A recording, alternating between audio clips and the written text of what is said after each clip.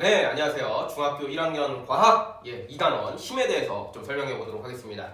우리가 이제 일상생활에서도 힘이라는 용어를 많이 사용을 하게 되는데요. 이제 과학에서 이제 힘이라고 하는 용어를 이제 앞으로 쓰게 될 거예요. 그런데 과학에서의 이제 힘이라고 하는 것은 뭔가 좀 일상에서 쓰는 거하고 좀 다를 수 있습니다. 뭐 일상생활에서는 힘들어 이런 식으로 많이 얘기잖아요. 뭐 또 아는 것은 힘이다 뭐 이런 표현도 많이 쓰게 되고 등등 되게 다양한 형태로 많이 쓰는데 과학에서는 그 다 갖다 좀 생각을 좀 잠시 적어두시고요. 딱 이것만 생각해야 돼요. 모양이 변화하느냐 안 하느냐 물체가 또는 물체의 운동 상태가 변화하느냐 안 하느냐 또는 저 두 가지가 둘 다 변화하느냐 안 하느냐 요것만 생각해야 되고 그럴 경우에만 우리는 힘이 작용한다 요렇게 우리가 설명을 하게 됩니다. 그래서 먼저 힘을 물체한테 작용을 하게 되면 모양이 변할 수가 있습니다. 그래서 상상을 좀 해주세요. 밀가루 반죽이 있다 칩시다. 밀가루 반죽 쪼물쪼물한 거 있잖아요. 거기한테 힘을 가하면 어떻게 되겠어요? 걔네 모양이 변하겠죠, 그렇죠? 그런 경우에 우리 힘이 작용한다라고 얘기하는 거고 또는 이제 고무줄 있어요. 고무줄이 쫙 있는데 고무줄을 쭉 늘려요. 그럼 늘어나겠죠? 모양이 변화한 겁니다. 힘을 가해서요. 세 번째로는요, 고무공을 찌그러치려는 게 있어요. 이제 고무공 말랑말랑한 게 있으면은 힘을 꽉 가하면은 찌그러지겠죠, 그렇죠? 그런 것도 이제 힘이 작용한 경우고, 그 다음에 네 번째로 이제 종이를 찢어요. 찢으면 이제 종이가 모양이 달라지잖아요, 그렇죠? 이것도 왜 달라졌어요? 힘이 작용했기 때문에 이렇게 종이가 찢어진 겁니다. 그래서 첫 번째, 요거 예시법 굉장히 많겠죠, 그렇죠? 그래서 이제 뭔가 물체에 힘을 가하면은 모양이 변한다라는 거 하나 좀 기억을 해주시고요. 자, 두 번째로는요, 운동 상태의 변화가 일어날 때도 우리는 물체에 힘이 작용했다 이렇게 이제 얘기를 하게 돼요. 예를 들어서 굴러가던 공이 멈춥니다. 공이 떼굴떼굴 굴러가다가 끼익 하고 멈춰요. 왜 멈출까요? 바닥하고 요 공 사이에 어떤 마찰 때문에 멈추게 되겠죠, 그렇죠? 마찰이 작용하는 힘, 마찰력이라고 하는 힘 때문에 얘네가 이제 멈추게 됩니다. 마찰력은 우리가 뒤에서 배워요. 그래서 이제 가다가 멈추는 이유도 힘이 작용했기 때문에 멈추는 거예요. 운동 상태가 처음엔 어떻게 됐어요? 굴러갔죠? 속력이 있었죠? 근데 속력이 멈추면은 없어지죠, 그렇죠? 그런 상태에서 우리는 얘가 운동 상태가 변했다. 그럼 힘이 작용한 거다. 이렇게 표현한다라는 겁니다. 자, 그다음에 두 번째로요. 자전거 뒤를 밀어서요. 더 빨리 달리게 할 수 있습니다. 자전거를 타고 이렇게 막 가고 있어요. 딱 가고 있는데 뒤에서 누가 이렇게 밀어봐요. 그러면 더 빨리 날아가겠죠, 그렇죠? 그래서 타고 있는데 뒤에서 뭘 한 거예요? 힘을 가한 거죠. 힘을 가하면은 느렸던 자전거가 더 빠르게 움직일 수가 있다라는 얘기입니다. 그 다음에 세 번째로는요. 사과가 나무에서 떨어진다도 있어요. 사과 같은 거를 나무에다가 이제 나무에 이제 열렸다고 했을 때 이게 떨어질 수 있겠죠, 그렇죠? 아니 공 같은 걸 위에다가 놔더라도 떨어집니다, 그렇죠? 떨어질 때 잘 보시면은요, 떨어질 때 속력이 어떻게 돼요? 점점 빨라집니다, 그렇죠? 점점 빠르게 떨어져요. 일정한 속도로 떨어지는 게 아니라 점점 빨라져요. 운동 상태가 변한다고요. 왜 그래요, 그거? 뭔지 알아요? 지구가 사과를 당기기 때문이죠. 혹시 아나요? 중력이라는 좀 엄청난 힘 때문에 사과의 운동 상태가 변하게 되는 겁니다. 이와 같이 모양을 변화시키거나 운동 상태를 변화를 시킬 때 우리는 다 힘이 작용한다 이렇게 얘기를 하게 되는 것입니다. 자, 그 다음에 현실 상황에서는요, 저 모양 변화와 운동 상태가 동시에 변할 수도 있습니다. 그래서 예를 들어서 공을 찬다. 굉장히 많은 공이 있어요. 야구공이나 또는 축구공이나 농구공이나 그런 거를 치거나 찰 수가 있는데, 그럴 경우에는 둘 다 변할 수가 있습니다. 공이 여기 있다고 해봅시다. 근데 여기를 내가 쳤어요. 치면 어떻게 돼요? 그럼 쳐볼게요. 이렇게 쳐볼까? 이렇게 쳐볼게요. 그럼 치면 어떻게 돼요? 날아가죠, 그쵸? 그래서 이게 다시 이렇게 날아가는데 요거를 슬로우 모션으로 보시면 어떻게 돼요? 공이 있는데 쳐요. 치면 어떻게 돼? 꾹 눌리겠죠, 일단은. 눌리면서 일단 모양이 변합니다. 그 다음에 반동에서 튀겨나가요, 이렇게, 그쵸? 다시 꾹 하면서 눌렸다가 모양이 변화됐다가 어떻게 돼요? 슉 날아갑니다. 운동 상태까지 동시에 변할 수가 있다는 거예요. 알겠네요? 그래서 이때 슬로우 모션으로 보면 돼요. 그래서 이렇게 땅 치는 것도 모양 변화와 운동 변화가 동시에 생긴다는 거 좀 기억을 해주시면 되겠고요. 두 번째로는 이제 자동차 충돌이라는 게 있어요. 자동차가 이제 팍 가다가 이제 꽝 하면 어떻게 돼요? 자동차가 이따 말았다 치면은 꽝 하면은 꽝 꾸지지지지지 이렇게 되겠죠, 그렇죠? 이게 좀 무서운 얘기긴 하지만 자동차가 가다가 움직이고 있다가 일단 멈췄죠, 충돌하니까. 그러면서 이제 정확하게는 이제 멈추는 과정에서 잘 보시면 이제 모양까지 찌그러지면서 변화를 겪게 됩니다. 그래서 이렇게 둘 다 변하는 거, 모양 변화와 운동 상태가 동시에 변하는 경우도 우리는 힘이 작용했기 때문이다 라고 얘기를 하게 됩니다. 그렇게 좀 이해를 해주시면 되겠고요. 그 다음에 우리가 이제 앞으로 힘이라는 거를 표시를 할 때 우리가 이제 기호를 하나 쓸 거예요. 그 기호는 이제 그렇게 어려운 기호는 아닌데 화살표라고 하는 기호를 사용을 하게 될 겁니다. 그래서 어떤 물체한테 힘을 가했을 때는 물체에다가 선생님이 앞으로 화살표를 조금 정확하게 좀 그려볼 건데요. 화살표에 그 부분마다 명칭이 좀 있습니다. 첫 번째, 요걸 잘 찍어야 돼요. 시작점. 오케이? 요 시작점을 잘 찍어야 되는데 요 시작점을 뭐라고 부르느냐? 힘의 작용점이다. 이렇게 부르게 됩니다. 그 다음에 요 화살표의 길이 있죠? 이 길이를 우리는 힘의 크기라고 표현을 합니다. 그 다음에 요 화살표의 방향 있죠? 그거를 우리는 힘의 방향이라고 얘기를 하게 됩니다. 그래서 이런 사실들을 조금 일단 명칭을 좀 알아두시고요. 요거는 이제 우리가 이제 계속 힘에 대해서 다룰 때 많이 쓰는 표현이에요. 좀 하나만 좀 예시를 들어주게 되면은 예를 들어서 이제 물체가 이렇게 있어요. 자, 그랬을 때 보통 이제 힘이라고 하는 것은 물체한테 이렇게 좀 정확하게 작용점을 찍어주시고 화살표로 이렇게 이제 그 방향과 크기를 표현을 해주면 됩니다. 그래서 뭐 이런 거 하고 그 다음에 뭐 물체가 또 있는데 여기다가 내가 뭐 이렇게 좀 했어요. 그럼 뭐 얘보다는 얘가 더 큰 힘이고 방향은 다 오른쪽이니까 뭐 같은 방향이고 그렇게 뭐 생각을 해주시면 됩니다. 가령 그리고 이제 힘의 우리가 단위를 얘기를 하는데 힘의 단위를 우리가 뭘로 쓰게 되냐면요 N이라고 쓰고요 뉴턴이라고 있습니다. 뉴턴이라고 읽어요. 그래서 가령 이런 경우에 요거를 뭐 예를 들어 내가 10뉴턴의 힘을 가했다 이런 식으로 우리가 표기를 하고요. 그 다음에 요거보다는 요건 작으니까 한 가령 5뉴턴의 힘을 가했다 이런 식으로 몇 뉴턴의 힘이 작용했다 이런 식으로 뉴턴이라고 하는 사람 이름인데 혹시 들어봤나요? 뉴턴이라고 하는 사람 이름을 숫자 뒤에다가 붙여서 우리가 힘의 크기를 표현하게 됩니다. 예, 뒤에 가서 이제 계속 힘에 대한 내용을 다뤄볼 건데요. 일단 기본적으로 이 화살표 그림 알아두시고 힘이 작용하면 무슨 일이 벌어지는지 그리고 힘의 단위가 뭔지 그 정도만 간략하게 지금은 체크를 해주시고 바로 이어서 다음 내용도 설명해 보도록 할게요. 아시겠죠? 요거는 일단 여기까지만 좀 마무리를 지을게요. 네, 안녕하세요. 중학교 1학년 과학 2단원 중력에 대해서 한번 살펴보도록 하겠습니다. 예, 중력이라고 하는 것은요, 기본적으로 이제 질량을 가진 물체가 서로가 서로를 이제 잡아당기는 힘, 그런 거를 우리가 이제 중력이라고 불러요. 그래서 이제 사실은 질량을 가진 모든 물체들한테는 중력이 있다라는 뜻인데, 그런 게 이제 현실적으로는 뭐 이 주먹과 주먹 사이에 뭐 당기는 힘이 뭐 느껴지거나 그러지는 잘 않죠, 그렇죠? 그래서 질량이 좀 많이 좀 커야지 우리가 그런 걸 느낄 수가 있어요. 그래서 이제 우리 주변에 질량이 좀 큰 게 이제 누가 있느냐라고 했을 때 바로 지구가 있죠, 그렇죠?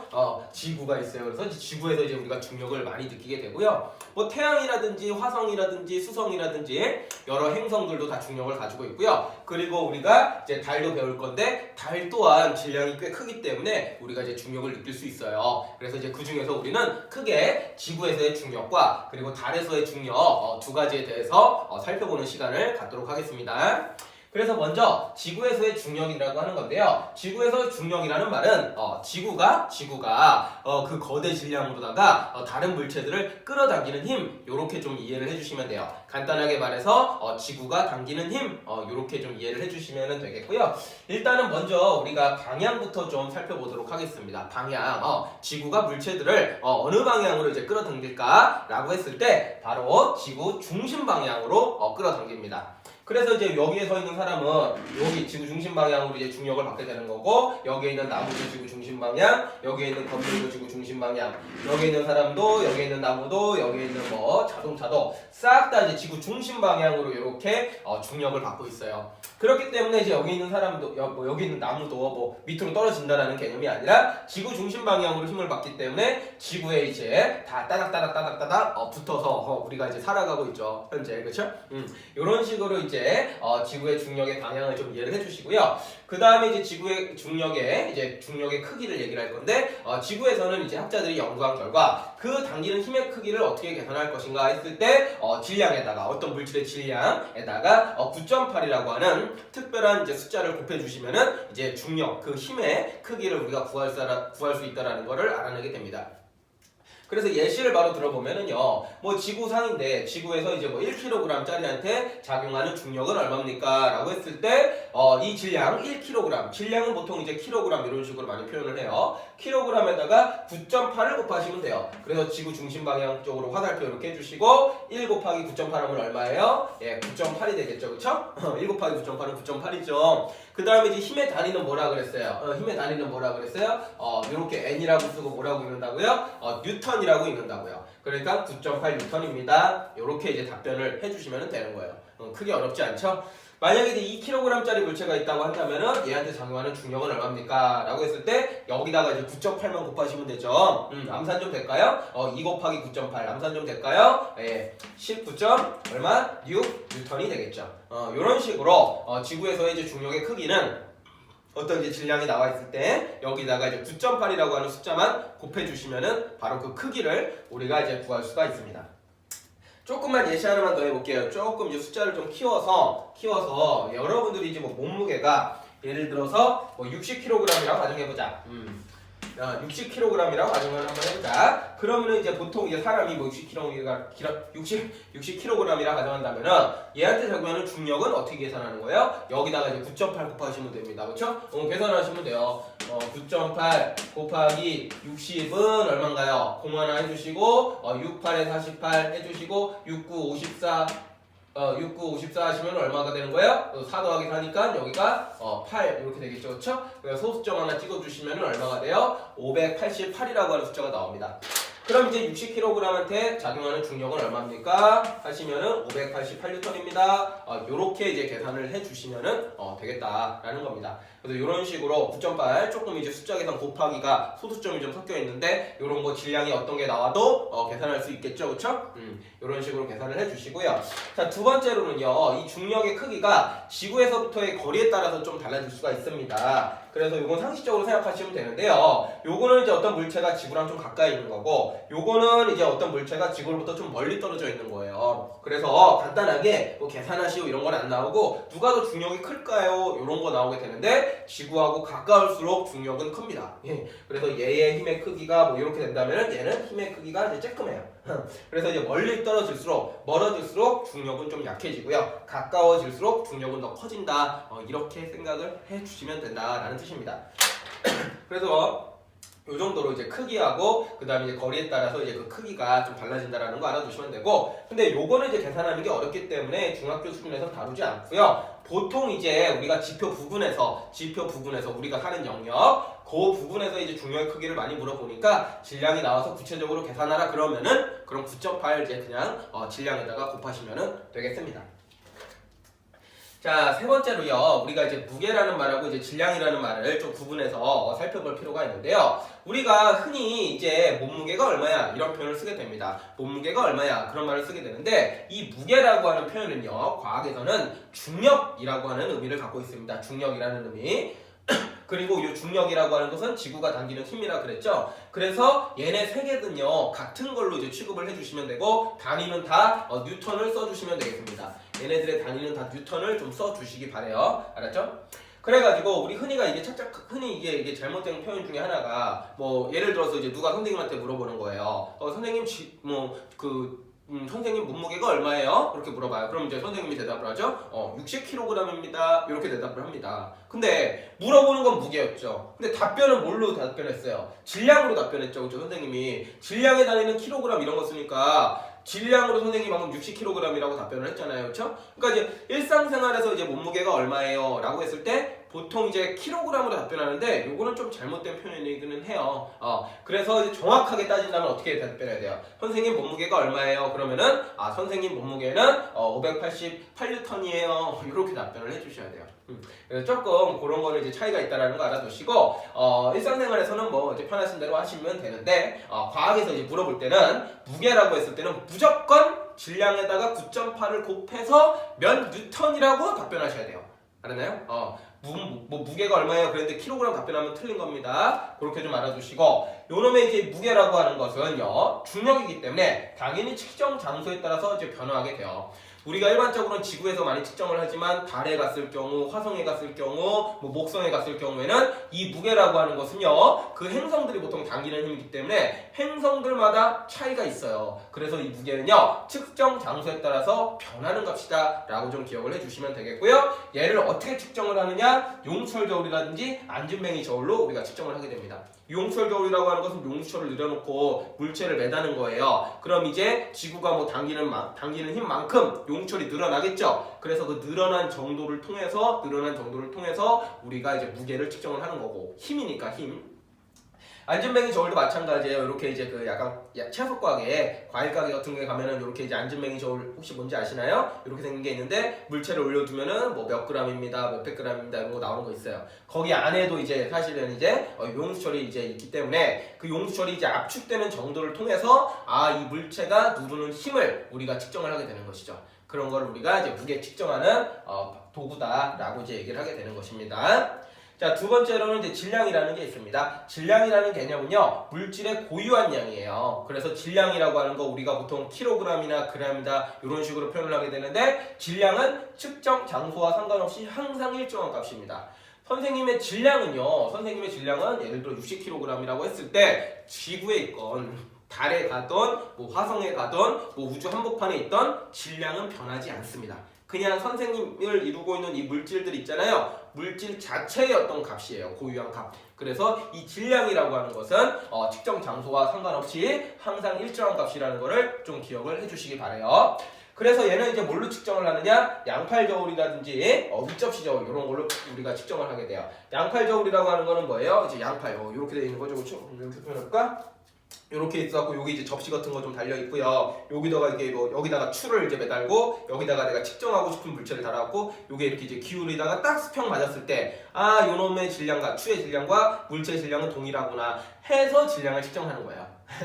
좀 이제 문제 상상이 가시나요? 그 다음에 이제 윗접시 저울 같은 경우는 이제 이렇게 접시가 있는 거죠. 그래서 이제 이렇게 움직이는 건데, 여기다가 뭐 추를 갖다가 올려놓고요. 여기다가 측정하고자 하는 물체를 올려놔갖고 띠띠띠띠에다가 딱 수평 맞았을 때 이 물체가 이 추의 질량과 동일하구나 해서 물체의 질량을 측정하는 겁니다. 그래서 이렇게 이제 저울 그런 것들을 이렇게 두 개로 하는데, 이런 양팔 저울이나 윗접시 저울로 우리가 물체의 질량을 측정한다는 거. 그러니까 중요한 건 이런 거예요. 무게라고 하는 것은 변해요, 장소에 따라서. 하지만 질량은 변하지 않아요. 그래서 이 정도 무게와 질량을 비교하는 문제도 하나 나오니까 잘 구분해 주시기 바라고요. 자, 그 다음에 우리가 이제 두 번째로 지구의 중력을 이제 배웠다면은 두 번째로다가 달에서의 중력까지도 좀 살펴보겠습니다. 달도 역시나 꽤 큰 질량을 가지고 있기 때문에 다른 물체들을 잡아당기는 중력을 행사하게 됩니다. 근데 이때 먼저 달의 중력의 방향 좀 설명을 해보시면은 지구하고 똑같아요. 달의 중력 방향도요, 달의 중심 방향입니다. 그래서 이제 중심 방향으로 다 이제 그 잡아당길 수가 있어요. 그래갖고 이제 뭐 아폴로 타고 암스트롱이 가가지고 달이 이제 착륙을 했죠. 뭐 어딜 쓰든 간에 어쨌든 간에 지구에 이제 서 있는 거 비슷하게 뭔가 딱 착지를 할 수가 있습니다. 돌아다니기도 한 바퀴 돌아다녀도 중력 방향은 이제 중심이기 때문에 뭐 바깥으로 떨어지는 게 아니라 계속 이 줄레를 뭐 돌 수도 있는 거죠, 그렇죠? 그런 식으로 지구하고 이제 동일하게 중심 방향이라고 생각을 해주시면 되겠고요. 자, 그 다음 두 번째로 크기인데요. 크기는 이제 달이라고 하는 것이 지구보다는 좀 쬐끔합니다. 지구보다는 좀 쬐끔하기 때문에 중력도 조금 약해요. 그래서 보통 이제 지구에서의 중력에 비교해서 얼마나 작으냐 이런 식으로 많이 표현을 하게 되는데, 크기는 계산식은 이렇게 돼요. 질량이 있으면은요, 거기다가 9.8 곱하기 6분의 1을 합니다. 정확하게는 6분의 9.8을 하게 되겠죠. 그런데 선생님이 요거를 아까 뭐라 그랬어요? 요걸 굳이 이렇게 쓴 이유가 뭐예요? 요게 뭐예요? 지구에서의 중력이죠, 그렇죠? 요것을 우리가 지구에서의 중력이라고 아까 얘기를 했습니다. 여기 써 있습니다. 여기 써 있어요. 지구에서의 중력은 질량 곱하기 9.8입니다. 그게 똑같이 나와 있는 거예요, 그렇죠? 근데 그거의 몇 배? 6분의 1배다. 이렇게 이제 우리가 흔히 얘기를 하게 돼요. 그래서 이제 달에 가면은 중력이 6분의 1배가 된다. 이런 식으로 많이 표현을 하게 되는 것입니다. 아시겠나요? 자, 그래서 예시로다가 선생님이 60kg짜리를 갖고 왔어요. 여기서도 한 얘기 하나 더 보태자면은 얘랑 똑같은 물질입니다. 지구에서 60kg이면은요, 달에서도 60kg이에요. 왜? 질량은 변하지 않는 값이기 때문에. 그래서 질량이 동일한 물체를 달에 가져왔어요. 그럼 중력만 6분의 1이 됩니다. 중력만 6분의 1이 돼요. 그럼 60kg짜리의 물체의 지구에서의 중력은 얼마였어요? 588N이었죠. 그럼 달에 갖고 오면 몇 배가 된다고? 6분의 1배가 된다고요. 그럼 나누기 하시면 돼요. 588 나누기 6 하시면 돼요. 나누기 6 하시면 되겠죠, 그렇죠? 6 이렇게 하시면 얼마가 됩니까? 6, 1은 6 하시면 6으로 바로 통째로 나눌게요. 이런 거 좀 어렵나요, 여러분들? 나누기 기호 써서 한번 해볼까요? 예를 들어서 588이 있고요. 나누기 6 하시면 얼마예요? 6, 9, 54가 되고요. 그 다음에 나누시면 얼마 돼요? 48이 나오죠, 그렇죠? 그러면 6, 8에 48 되면서 이제 딱 없어지잖아요, 그렇죠? 그럼 이제 중력은 얼마예요? 98N이다. 이렇게 구하시면은 된다라는 얘기가 되겠고요. 그 다음에 이제 또 한편으로는 굳이 이제 여기서 나누는 것보다는 다이렉트로 좀 써볼게요. 크기 어떻게 구한다고요? 질량 곱하기 9.8 곱하기 6분의 1이죠. 그러면 60 곱하기 9.8 곱하기 6분의 1이잖아요. 맞아요? 그럼 여기에서 순차적으로 이거 곱하고 나누기보다는 얘하고 얘를 먼저 계산하면 좀 편리하다요. 그쵸? 그럼 얘가 이제 6, 1은 6, 6, 1은 6 해서 10대죠. 60 나누기 6분의 1이 하면 얘가 10대잖아요. 그럼 10 곱하기 9.8 하면 얼마 나와요? 바로 98N이 나오죠. 이런 식으로 해서 이제 계산상 편의에 따라서 쉽게 먼저 약분되는 거는 약분해 주시면서 계산하는 거를 추천을 드리겠습니다. 일단은 요 부분이 조금 어려울 수도 있는데 이제 지구에서에 비해서 6분의 1이 된다. 그래서 문제가 그런 식으로 많이 나와요. 몇 킬로그램짜리가 있는데 뭐 지구에서는 얼마면은 달에서는 얼마냐. 그럼 일단 정석은 보통 이래요. 문제풀이 정석은 지구에서의 중력을 먼저 구해주세요. 그런 다음에 그거를 나누기 6을 하세요. 그럼 그것이 바로 달에서의 중력이 됩니다. 주의할 점은 질량은 변하지 않는다는 거 주의해 주시면서 지구에서의 중력과 그리고 달에서의 중력에 대해서 여러분들 문제 잘 풀어 주시기 바라고요. 그 다음에 무게와 질량 비교 문제가 나올 텐데 얘네들의 정확한 정의를 기억을 해 주시면서 구분해 주시면 되겠습니다. 그래서 수업은 여기까지 하도록 하겠습니다. 네, 안녕하세요. 중학교 1학년 과학 2단원 탄성력에 대해서 한번 살펴보도록 하겠습니다. 탄성력이라고 하는 것은요, 일단 탄성을 가지고 있는 물체가 이제 가지는 힘, 뭐 이런 뜻이 되겠는데요. 탄성이라는 거는 뭐냐면요, 예를 들어서 뭐 용철 같은 경우가 있는데 용철을 이제 뭐 압축을 시키거나 아니면 잡아당겼을 때 다시 이제 원래 모양으로 이제 돌아가려는 성질, 그런 거를 이제 탄성이라고 부르게 되는 거고, 그때 이제 뭐 다시 돌아가려는 그 힘의 크기, 그것을 우리가 이제 탄성력이라고 불러요. 뭐 이런 뭐 공도 있을 수 있어요. 공도 이제 누르면 이제 찌그러졌다가 띠용 하고 튀어나오죠, 그렇죠? 선생님 피부도 이렇게 눌렀다가 놓으면 이렇게 띠용 하고 튀어나오죠, 그렇죠? 이런 것들이 이제 다 탄성을 가지고 있다라고 얘기를 하게 되는 것이고, 그런 탄성을 가진 물체들이 원래의 모양으로 다시 돌아오려는 힘, 그거를 우리는 탄성력이라고 부르게 됩니다. 그래서 이제 가장 많은 이제 예시로 나오는 게 용수철이에요. 그래서 이제 용수철 문제를 잘 풀어주시면 되겠고요. 만약에 여기 용수철이 원래 길이가 요만한 게 있다고 쳤을 때 요거를 갖다가 만약에 선생님이 손가락으로 압축을 시켰어요. 왼쪽으로다가 예를 들어서 한 10N의 힘으로 압축을 시켰다라고 가정을 해봅시다. 그럼 이때 이 용수철은요 다시 원래 길이로 튀어나오려고 합니다. 그 튀어나오려고 하는 힘을 우리는 탄성력이라고 부르는 거예요. 그리고 누르고 가만히 있었을 때 그 탄성력의 크기는 얼마가 되느냐? 내가 누르는 힘과 동일하게 10N이 됩니다. 그래서 이제 중학교 수준에서는 이런 스타일의 문제가 많이 나오니까 탄성력 구하는 게 굉장히 쉬워요. 내가 누르고 있으면은 그만큼 반대 방향으로 탄성력이 작용하고 있더라. 이렇게 생각해 주시면 됩니다. 자, 이번엔 반대로요. 압축을 시켜도 되지만 늘려놔도 얘가 이제 탄성력을 작용합니다. 그래갖고 내가 만약에 오른쪽으로 10N으로 잡아당기고 있는 상태예요. 가만히 있는 상태예요. 이렇게. 그럼 얘네가 이제 돌아가려고 할 거 아닙니까? 이거 실제로 해봐도 손에 느껴집니다. 그랬을 때 돌아가려고 하는 힘을 뭐라고 그런다고요? 탄성력이라고 한다고요. 그 다음에 이제 그 크기는 어떻게 구해요? 내가 당기고 있는 힘하고 똑같은 크기로 이제 탄성력이 작용을 하는 거예요. 그래서 이런 식으로 이제 구해주시면 되겠고요. 그 다음에 이제 만약에 여기서보다 내가 이제 더 많이 늙었어요. 더 많이 늘렸어요. 그쵸? 그러면은 만 예를 들어 20N으로 붙잡고 있다고 해봅시다. 그러면 상식적으로도 이제 알겠지만 더 많이 늘릴수록 돌아가려는 힘도 큽니다. 그쵸? 조금만 당겼을 때보다 많이 당길수록 돌아가려는 탄성력도 더 크다라는 뜻이에요. 그래서 내가 만약에 20N으로 당기고 가만히 잡고 있으면은 용수철은요 다시 돌아가려고 탄성력을 얼마를 작용하게 돼요? 20N을 작용하게 되는 거예요. 그래서 이제 가만히 있게 되는 거죠. 그래서 많이 압축시켰을 때도 마찬가지고 20N으로 압축을 시키면은 20N으로 이제 탄성력이 작용한다.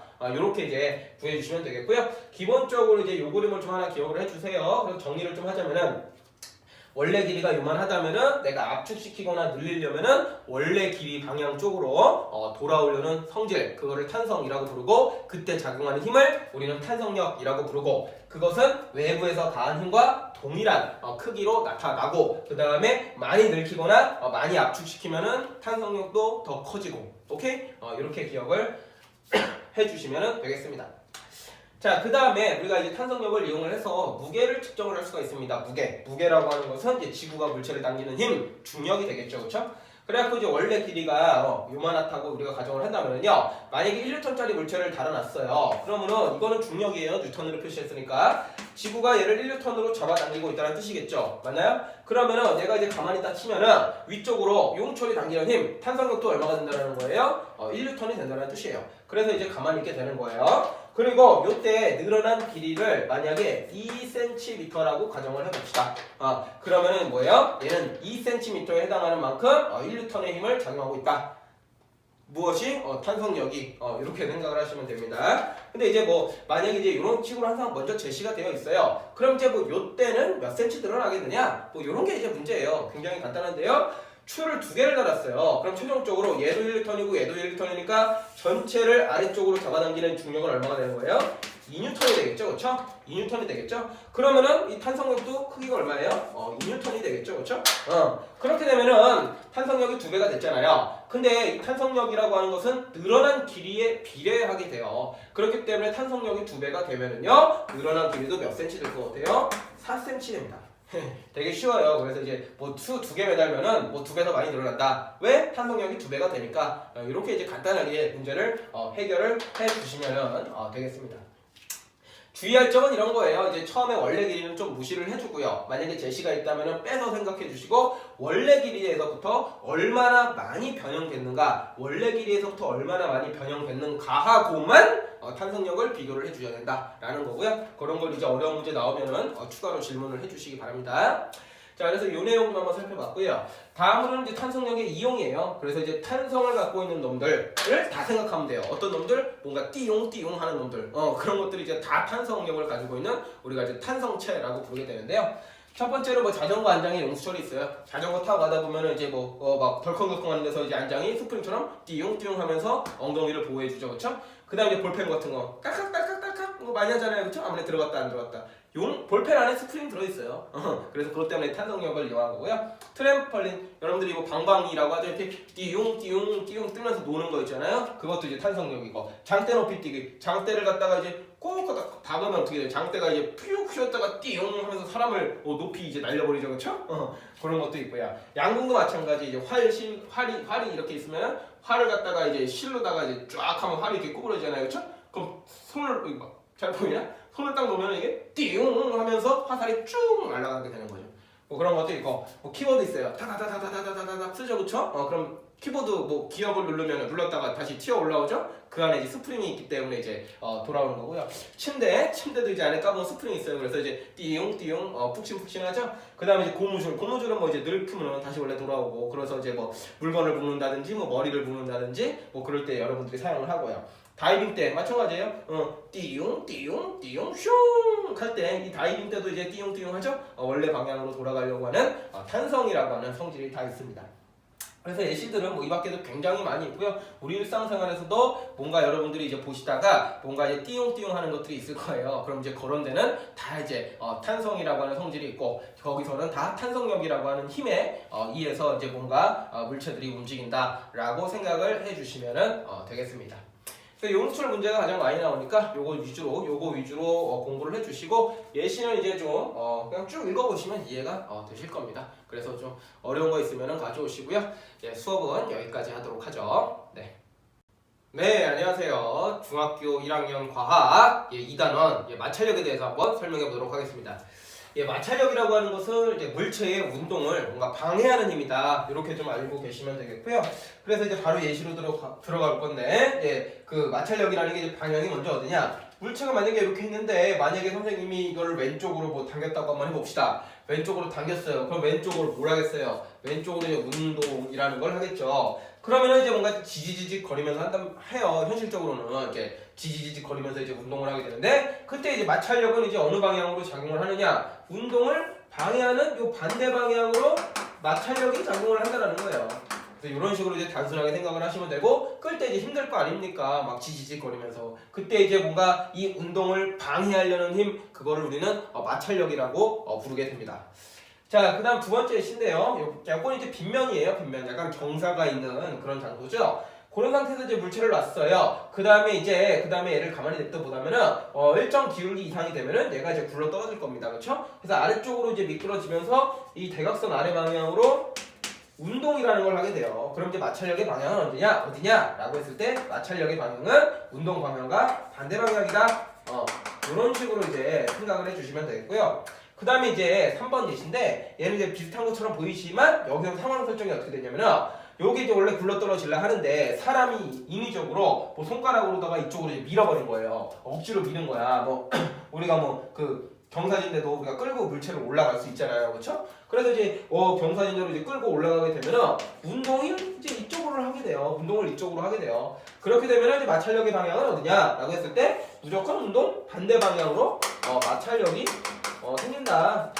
이렇게 이제 생각을 해주시면 돼요. 그래서 이제 여기서 방향에 대한 결론은 뭐냐? 무조건 운동 방향과 반대 방향이다. 이렇게 좀 기억을 해주시면 되겠습니다. 자, 두 번째는 이제 크기에 대해서 한번 살펴볼게요. 이제 마찰력이 이제 클 수도 있고 마찰력이 이제 작을 수도 있는데 마찰력의 크기는 무조건 이 무게라는 개념하고요. 그 다음에 이제 그 바닥면과 물체 사이 어떤 거칠기에 해당하는 것만 연관을 지어서 좀 생각을 해주셔야 돼요. 그래서 첫 번째로다가 이제 무게하고 연관을 지을 수 있는데 예를 들어서 이제 내가 당깁니다. 당기다가 딱 한 10N 됐을 때 이 물체가 움직이기 시작했다라고 한번 해봅시다.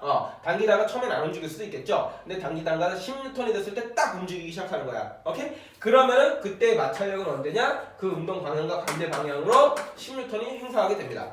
이제 크게 구하라는 것도 마찰력도 이제 좀 깊게 들어가면 어렵지만 중학교 1학년 수준이니까 이게 움직이는 순간에 이제 마찰력을 많이 물어보거든요. 그럼 움직이는 순간의 마찰력은 그 움직이는 순간에 내가 잡아당긴 힘과 똑같은 크기로 이제 마찰력이 작용을 하게 됩니다. 그래서 이런 식으로 이제 구해주시면 되겠는데 여기서 이제 얘기하고자 하는 건 뭐냐? 무게하고 이제 어떤 관련이 있느냐? 그 얘기를 하는 거잖아요. 그래서 이제 똑같은 물체인데 두 개 올려놨어요. 똑같은 물체, 여기 똑같은 거야. 두 개 올려놨어. 그럼 무게가 2배가 되겠죠. 맞아요? 2개니까 2배가 되겠죠, 무게가. 그러면은 얘를 당겨서 움직이기 딱 시작할 때 힘이 얼마로 측정이 되냐면은 20N이 된다 이겁니다. 그 말은 마찰력이 얼마기 때문이에요? 마찰력이 20N이기 때문이다. 이렇게 우리가 해석을 해준다는 거예요. 그래서 되게 단순해요. 이제 무게하고 비례를 하게 되는데 무게가 2배 되면 마찰력도 2배가 돼요. 그래서 이제 그만큼 더 끌기도 힘들게 되는 거죠. 3배가 되면 3배가 되고 이렇게 해서 마찰력과 이제 무게 개념 하나 알아두시고요. 그 다음에 이제 거칠기하고도 이제 관련이 있어요. 이제 바닥면이 아무래도 이제 매끈매끈한 것보다는 거칠수록 마찰이 더 심해지겠죠? 매끄러운 얼음판 같은 데서는 이제 미끌미끌 하잖아요. 근데 이제 바닥이 이제 막 끈적끈적해. 그럼 이제 마찰이 잘 안 생기겠죠. 그렇죠? 그런 건데요. 문제로는 이제 이런 식으로 많이 나와요. 이제 아크릴 판때기가 하나 있는데, 뭐 이런 이제 판때기가 하나 있는데, 여기다가 이제 물체를 올려놓고, 얘를 이제 기울여 보는 거예요. 이렇게 기울여 보는 거예요. 잘 안 보이나? 뭐 예를 들어서 뭐 이렇게 책이 있는데, 뭐 여기다가 이제 뭐 이렇게 올려놨어. 분필이 좀 그런데? 하여튼 뭐 올려놨어요. 불러다니냐? 뭐 이런 걸 하나 있다 칩시다. 올려놨어요. 오케이? 그럼 여기서 이제 기울이다 보면은 어느 순간에 떨어지죠, 그쵸? 왜 떨어지는 거예요? 이게 처음에 이렇게 있다가 마찰력보다 이제 중력 쪽이 이제 더 세지니까 마찰력보다 중력이 세지니까 그때 떨어지는 거잖아요, 그쵸? 근데 이게 거칠기하고 관련이 있다라는 얘기예요. 예를 들어서 아크릴판 같이 매끈매끈한 걸로 놓으면은 매끈매끈하면은 각도가 한 30도만 기울어져 있을 때 얘가 이제 훅 하고 이제 넘어가는 거예요. 훅 하고 운동을 하는 거예요, 그쵸? 예를 들어서 뭐 중력의 크기가 이때는 뭐 10N이라고 한번 가정을 해봅시다. 그러면은 요때 이제 마찰력이 얼마가 된다는 거예요? 10N이 된다는 거야. 그래서 이제 요때부터 움직이기 시작한다면은 만약에 굉장히 이제 거친 이제 사포 같은 경우의 재질로다가 놓게 됐어요. 그러면 각도가 더 커질 때 움직이기 시작한다는 거야. 각도가 커지면은 이제 중력이 더 커지거든요. 예를 들어서 뭐 20N이라고 가정을 해봅시다. 그럼 그때의 마찰력이 얼마가 되는 거예요? 20N이 되는 거예요. 그래서 이때 떨어지는 거예요. 그러니까 이제 아크릴보다 사포 같은 경우가 마찰력이 크기 때문에 더 강한 힘을 줘야지 움직이는 거야. 근데 그 더 강한 힘을 어떤 식으로 이제 표현한 거냐면은 기울어진 각도로 이제 우리가 그거를 이제 실험을 하는 거예요. 그래서 이제 각도가 더 많이 기울어졌을 때 떨어지는 걸로 봐서 아크릴보다는 사포일 때가 뭔가 더 거칠구나. 그래서 아크릴 때보다 사포가 더 거칠기 때문에 마찰력이 커져서 뭔가 더 많이 기울여야지만 얘가 굴러 떨어지는구나. 이런 식으로 이제 해석을 해주시면 된다라는 겁니다.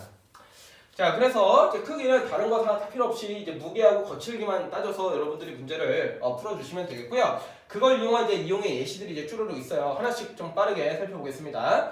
마찰력을 크게 이제 해가지고 우리가 사용하는 방법이 있고, 마찰력을 이제 작게 해서 좀 매끈매끈하게 해서 우리가 사용하는 경우가 있습니다. 그래서 첫 번째로 마찰력이 이제 크게 하는 경우는 뭐가 있냐? 등산화 같은 거예요. 등산화 같은 경우에는 이제 밑에가 이제 볼록볼록하죠. 그럼 이제 산에 올라갈 때 마찰력이 크니까 잘 안 미끄러질 수가 있다는 얘기고, 그냥 미끄럼 마운트 패드라고 보통 계단 끝에 이제 많이 붙여 있어요. 테이프처럼. 그럼 거기서 미끄러지지 말라고 좀 거칠기가 좀 큰 거를 거기다가 붙여놓은 거고, 스노우 체인이라고 해갖고 이제 눈 올 때 이제 자동차 이제 그 바퀴에다가 이제 그 체인을 감는 게 있어요. 그걸 이제 스노우 체인이라고 하는데, 그러면 이제 눈길에서도 잘 안 미끄러지게 할 수 있고, 그 다음에 체조 선수가 이제 횟가루를 발라요. 횟가루. 약간 하얀 가루인데 그 하얀 가루를 이제 묻히게 되면 이제 땀 흡수도 잘 하고, 그 다음에 이제 그 체조 선수들이 그 기구들을 딱딱 잡아야 되잖아요. 그래서 이제 안 미끄러지게 만들려고 우리가 이제 체조 선수들 맨날 이제 팡팡 횟가루 바르는 거고, 그 다음에 현악기 같은 경우에는 이제 송진가루를 좀 붙여요. 활에다가 이제 바이올린 같은 거 이제 뭐 이렇게 하잖아요, 그렇죠? 근데 여기다가 이제 송진가루를 받치면은 되게 끈적끈적합니다. 그래갖고 이제 소리가 이제 더 잘 나게끔 하는 거고요.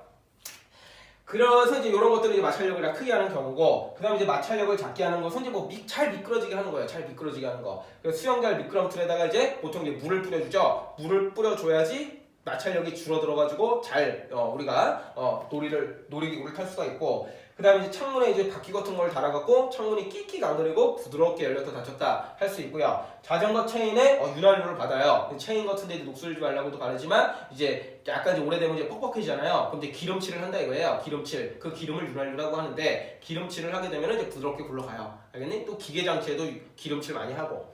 그 다음에 이제 회전축에다가 이제 베어링인데 좀 어려운데, 뭐 판때기 2개가 있으면은 그냥은 잘 안 돌아가잖아요. 그러니까 사이에다가 쇠구슬 같은 거를 몇 개를 이제 놔요. 그럼 이제 얘네 판때기가 잘 돌아가게 하는데, 요때 안쪽에다 두는 쇠구슬을 우리가 베어링이라고 부르게 됩니다. 그러니까 뭔가 이제 회전이 잘 되게 하는데 도와주는 걸 이제 베어링이라고 해요. 그래서 이런 경우는 마찰력을 이제 최소화해가지고 뭔가 부드럽게 움직이는데 사용하는 거다. 해서 뭐 예시는 뭐 굉장히 많은데, 딱 보면은 이제 느낌적으로 좀 알고 계셔야 되고, 이해 안 되는 거는 추가적으로 와서 질문을 좀 해주시면 되겠습니다. 아시겠나요? 예. 그러면은요, 수업은 여기까지 하도록 하겠습니다. 네, 안녕하세요. 중학교 1학년 과학 2단원 부력에 대해서 한번 설명해 보도록 하겠습니다. 예, 부력이라고 하는 것은요, 일단은 뭐 액체라든지 아니면 기체 속에서 어떤 물체가 이제 잠겨 있을 때 중력 반대 방향으로 작용하는 힘을 우리는 부력이라고 부르게 됩니다. 바로 예를 들어서 한번 살펴보겠습니다. 먼저 일단은 부력이 이제 방향부터 좀 잘 찾아주셔야 되는데요. 배가 물 위에 떠 있습니다. 상황상. 그랬을 때 배에는 당연히 중력이 있겠죠. 뭐 중력을 한 100N이라고 가정을 한번 해봅시다. 그럼 이게 이제 떠 있다라는 것은 뭔가 이제 물이 중력 반대 방향으로 이제 떠받치기 때문에 이제 떠 있을 수가 있는 거예요. 그랬을 때 그 떠받치는 힘을 우리는 부력이라고 부르게 되고, 이 중력과 방향이 반대가 됩니다.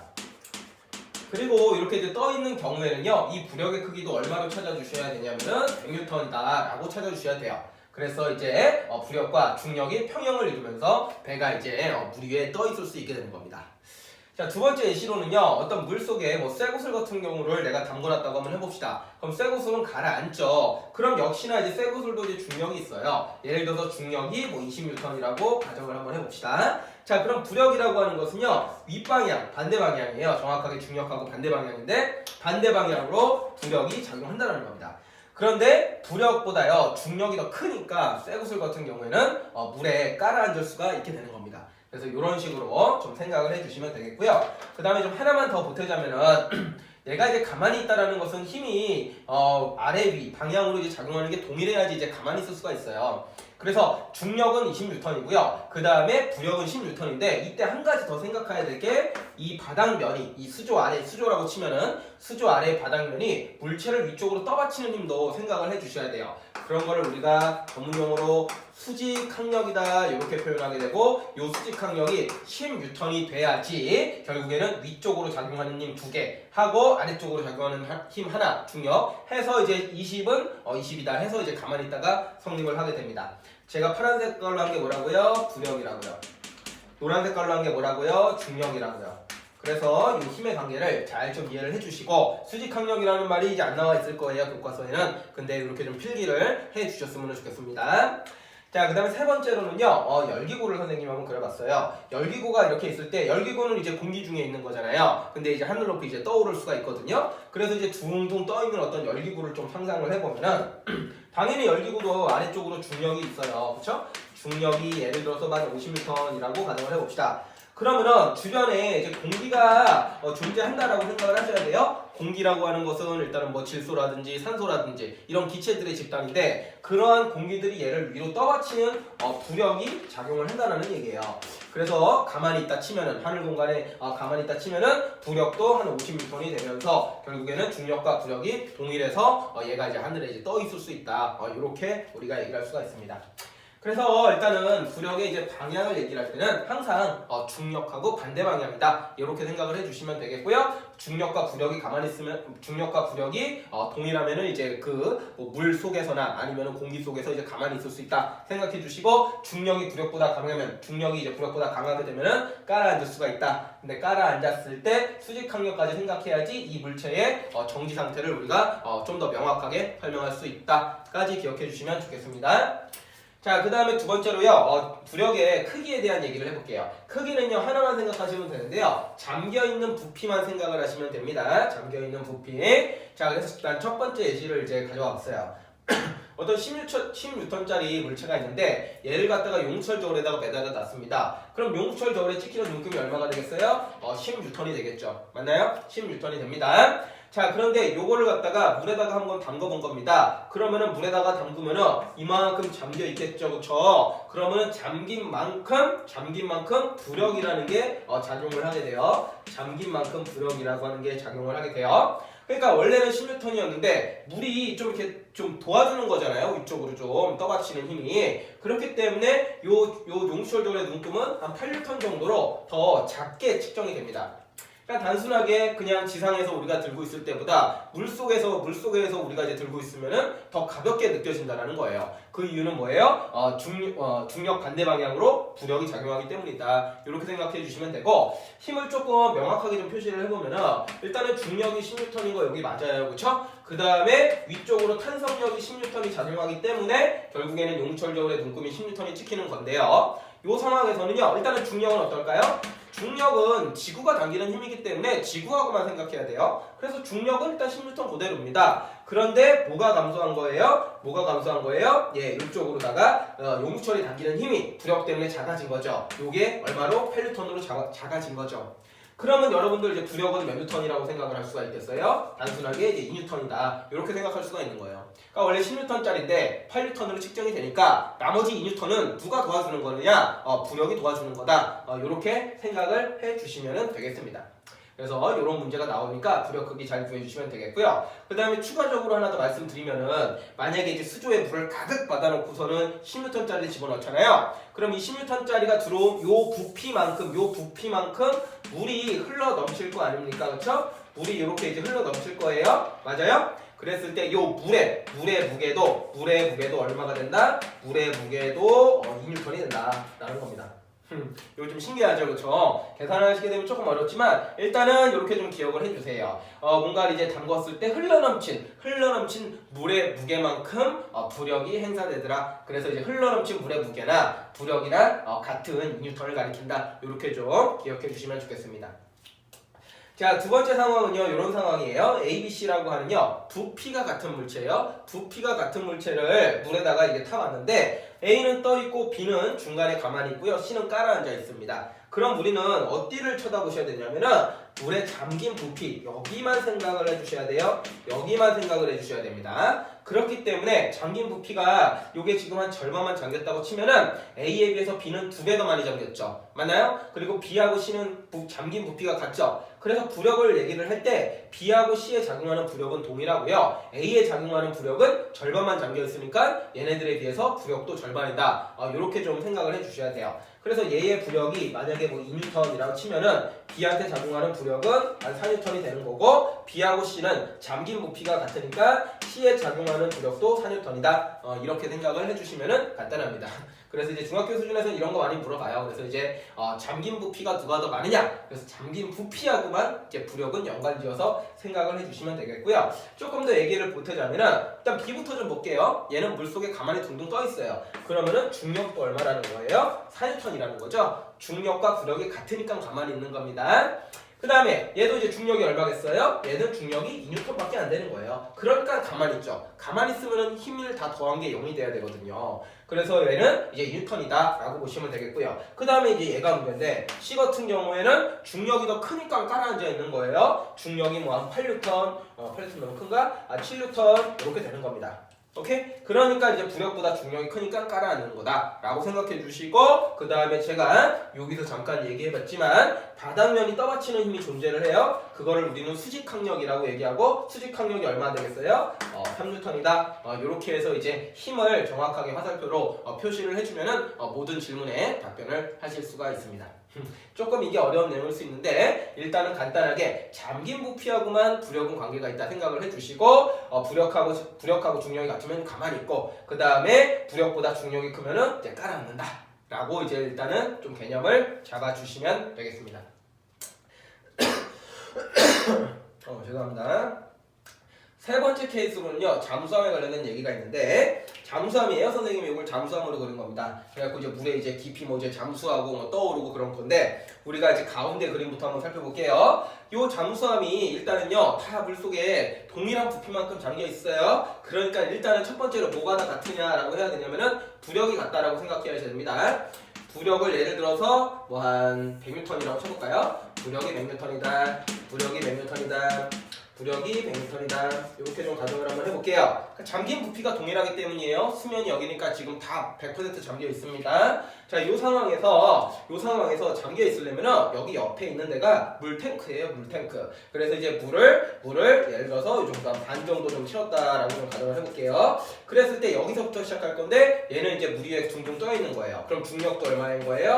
100N인 겁니다. 이 상황에서 더 깔아앉거나 더 뜨려면은 어떻게 해야 되느냐? 먼저 더 가라앉으려면 어떻게 해야 될까요? 물탱크 쪽에다가 물을 더 채워놓으면 됩니다. 물을 더 채워놓으면 됩니다.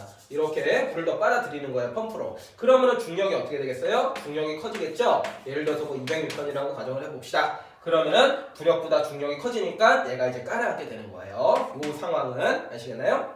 그 다음에 이제 떠오르려면 어떻게 해야 될까요? 떠오르려면은 오히려 이제 물을 빼내면 되는 거야.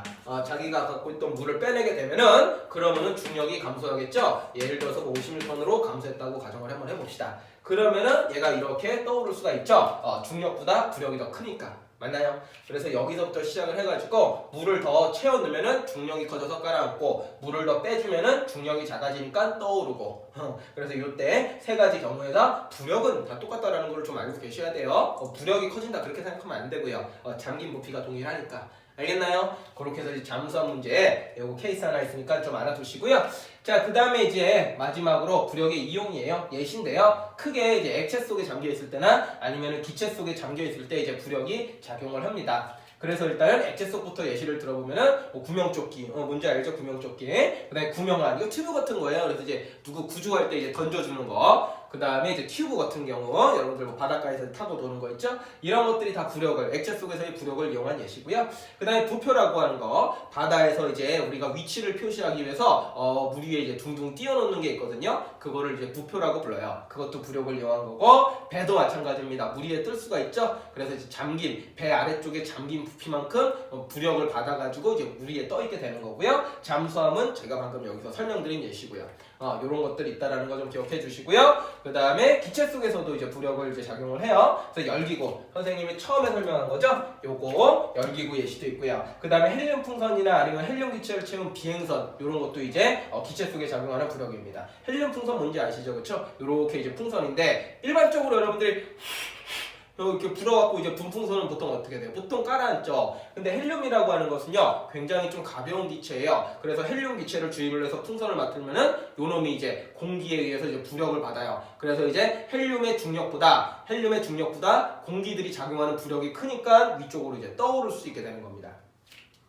그 다음에 이제 풍등도 마찬가지예요. 풍등 같은 경우도 이제 촛불 같은 거 하나 불만한 거 이제 하나 붙여가지고 여기 부피가 이렇게 빵빵해지면은 위로 떠오르는 거죠.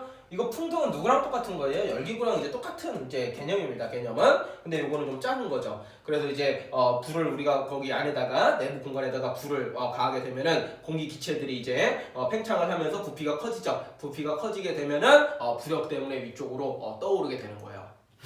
현실적으로는 우리가 지금 공기 중에 지금 잠겨있는 상태입니다. 사람이라는 것도요. 그렇죠? 여기다 공기가 있어요. 그래서 사실은 우리가 공기에 바닷속에 지금 밑바닥에 지금 잠수해 있다. 이렇게 좀 생각을 하셔야 되고 당연히 우리한테도 이제 부력이 작용하긴 합니다. 근데 이제 그 부력보다 우리 인간의 중력이 훨씬 더 크기 때문에 우리는 여기에 땅에 발을 붙이고 존재할 수 있는 것이죠.